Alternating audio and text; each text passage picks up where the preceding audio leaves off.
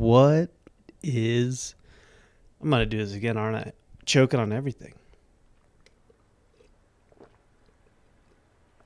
All right. I don't know. It's got to be... I usually have like a protein shake with raspberries and all that stuff before this. So I think those tiny seeds are getting caught in my throat. All right. Well, it looks like we got a little... 30 minutes. Give that a little pause. Get this going. There we go. I think the stream's a little healthier there. I hope everybody's doing well. Had a wonderful weekend. We're back on Monday. Probably one of my favorite days of the week. I don't really have a good reason why. Just great opportunity to get back to work, restart, try something new, get on a new scale, pace, and just kind of change it up. So kind of one of my favorite days of the week. And today, going to be talking about COVID-19. So it might be a little controversial for some people, which is totally fine. I think that's great. I think it's important that people look up their own facts, look up their own details, research what they want to research, and not just listen to everybody talk on the news or talk on different platforms, whether that's Facebook or podcasts or YouTube, and just kind of take it for their word. I kind of encourage everybody to make sure they do their own research and make sure they look up the facts and find out, what's true and not true and what's manipulated for their own good. So this is going to be my take on what's going on after spending a couple weeks in both California and Florida. So I'm going to dive right in. What's going on, everybody? It's Andrew coming back with another episode. Ask me about my podcast. Took a few days off last week. I was actually out in California visiting some family and had a great time out there. So wanted to kind of talk about my experience a couple weeks ago, or earlier in March. I actually spent a couple weeks down in Florida, and then last week, spent obviously some time in California. So it was very interesting to me. I wanted to kind of talk about, we watch the news, we watch TV, and you see these very quote unquote polarizing states in California and Florida taking drastic different approaches to COVID-19, whether it's mask mandates, stay-at-home mandates, and all that kind of stuff. So I was out at dinner 2 nights ago and walking around, what was it? Not La Jolla, Encinitas. Encinitas? Probably wrong, but... and everybody was outside enjoying the beautiful weather, obviously, sitting on patios. And it reminded me actually of this conversation I'm about to have, or this podcast I'm about to have, that there's really not a whole lot of difference between Florida and California when you get down to the crux of it.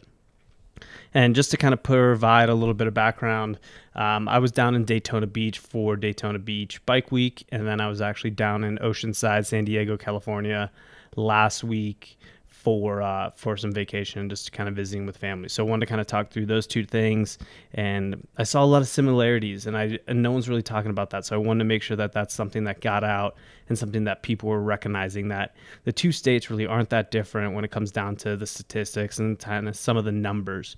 So I was going to kind of go through some of the numbers just to try to provide some kind of balanced approach to looking at COVID-19 and what approach might have worked or what might have not worked. So these numbers, so a couple different things. These numbers I got from the New York Times, which is what Google uses to track all their COVID-19 cases. So if you look on their homepage, they use the New York Times. Also, the population data I got from the United States Census Bureau, which was last populated in 2019.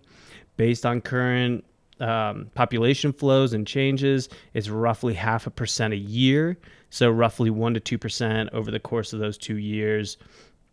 So just kind of give you some background and just trying to be as clear as possible when explaining some of these numbers. So just kind of using the United States as a whole as kind of a base layer or a base, we had 30 million COVID cases, and that represents roughly 9% of the population. We had 549,000 deaths, which represents 0.16 of the United States population as a whole.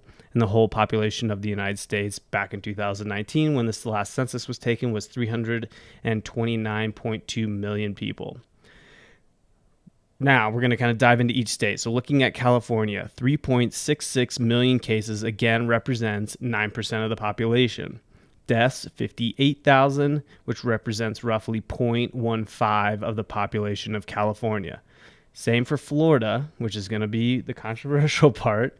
And, we can go into different factors and why this might be, and I'll kind of explain a few different ones. But cases in Florida, 2 million cases, 2.04 million cases, again, representing 9% of the population, and deaths, 33,177, representing 0.15 of the population. Total population of Florida is 21.48 million people. So I guess this brings, obviously, you can go into any kind of details you want to go into here. Per city, concentration, population density, average age.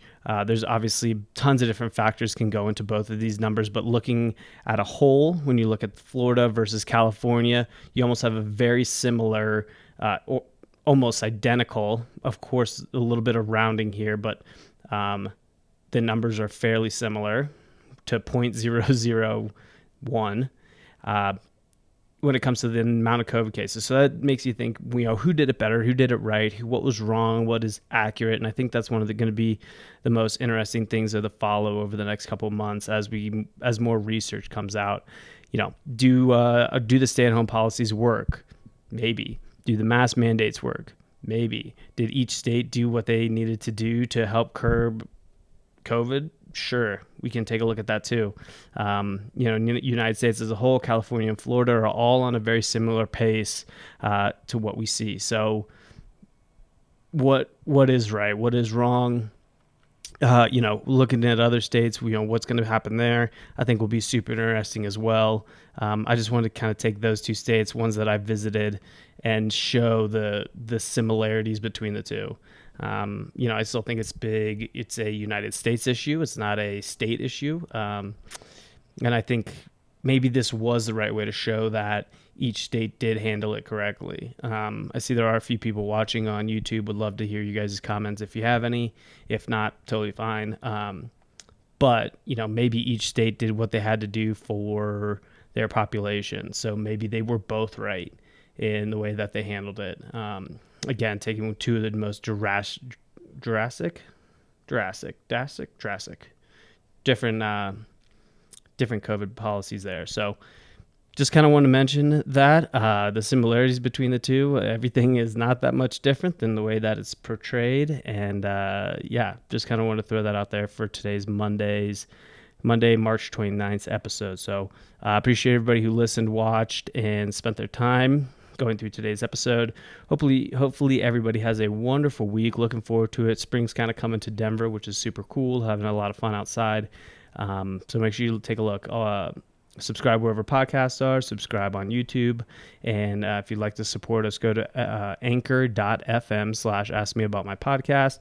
You can leave $1 a month there, or as much as you want. Have a wonderful rest of your day. Make sure you like, subscribe. Talk to you later. Peace.